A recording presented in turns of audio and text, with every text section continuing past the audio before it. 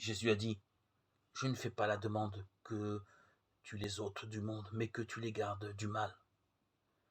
Ils ne sont pas du monde comme moi, je ne suis pas du monde. Sanctifie-les par la vérité, ta parole est la vérité. » Jean 17, 15, 17.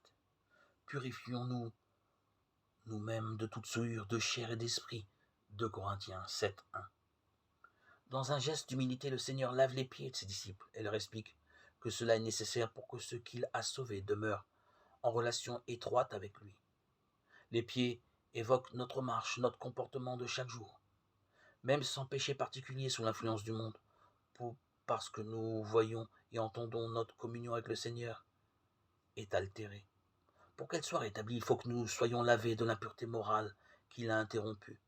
Notre communion avec le Père et avec son Fils Jésus-Christ, 1 Jean 1,3. Mais elle n'est pas possible si nous restons en contact avec le mal. Et sans elle, nous ne pourrons pas servir le Seigneur utilement.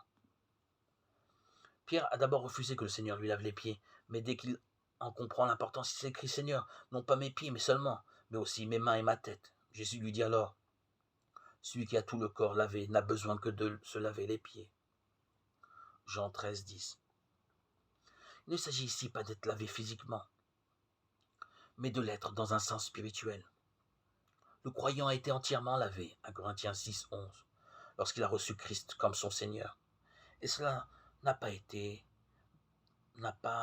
à être répété.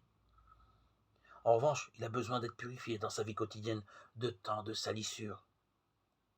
Le Seigneur continue à s'occuper des croyants dans ce sens, et la lecture de la Bible, la parole de Dieu symbolisée par l'eau, nous purifie de toute souillure de chair et d'esprit. Son message rend aussi nos consciences plus sensibles et nous incite à éviter la souillure.